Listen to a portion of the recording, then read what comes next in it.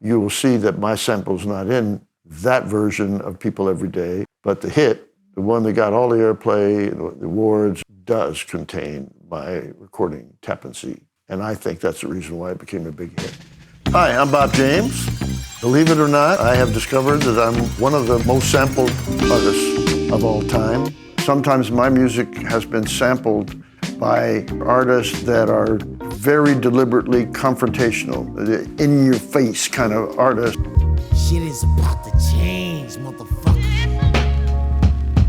I'm America's nightmare, young, black, and just don't give a fuck. I just wanna get high and live it up, so fuck a 9 to 5. And Whitey trying to slave us with minimum wages, slamming my niggas up in cages. This brings us to the subject of the confrontation of two different worlds. I can strongly remember being in a recording studio when we did the One-on-One album that had this song Love Lips on it. The composition was by Earl Klugh, that is the essence of gentleness and warmth and romantic in the way he plays, which you never get to in this sample because the sample only took the intro.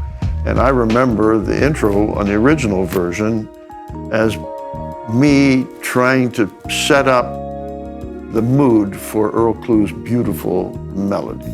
And there were some smooth chords, very simple, and then the idea of our recording was to just have the melody come in smooth. So now I hear a completely different transformation in which my gentle intro to Earl's gentle romantic melody was only maybe a sound source, and maybe deliberately this artist wanted to make it even more jarring by having a smooth sound at the beginning of it. You don't really know what's coming, but then when the rap part of it comes, you're hit in the face with something that had nothing to do with what we were recording. Hey, who am I to argue with art?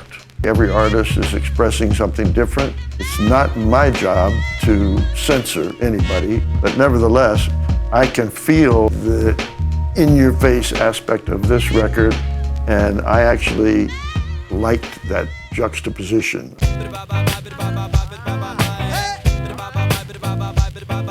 This particular recording was called People Every Day Metamorphosis Mix. They had put the same tune out featuring Sly and the Family Stone recording of Lives of Everyday People, but it did not have my sample in it.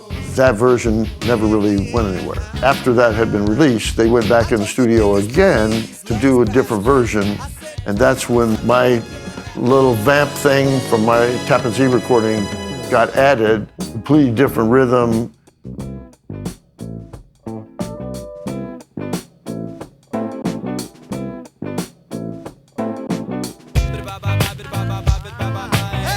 I know the power of the magic that can be contained in samples made up from my music, and that's an example of it. It became a very big hit for Arrested Development.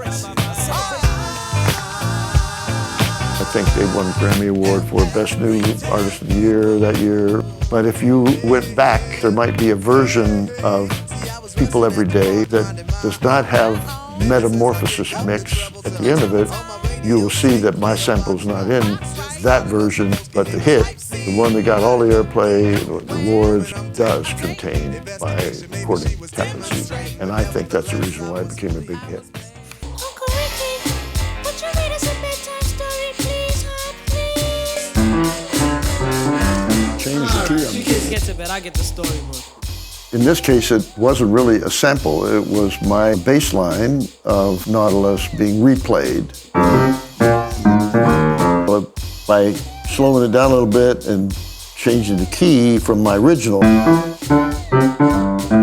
they created a different mood for Slick Rick to set up his story. I originally knew of Slick Rick more by seeing pictures of him, and I had seen some pictures in which he wore these big chain necklaces. It caught my eye. Some years later, Slick Rick came to see me perform in New York City at the Blue Note. And after my set, he came up to the dressing room, still wearing those chains.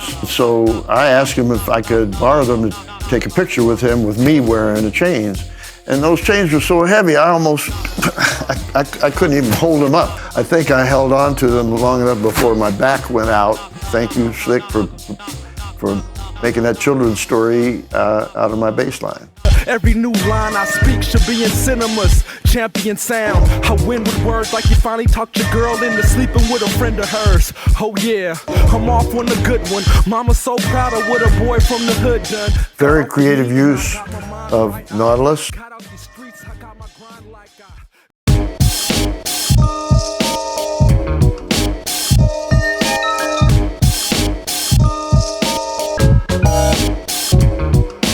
I wonder what it would have been like if I had asked Idris Muhammad, the drummer, to play the kick drum as loud as it's played in this version. The record never would have come out. Idris was a jazz drummer who his kick drum was subtle. Maybe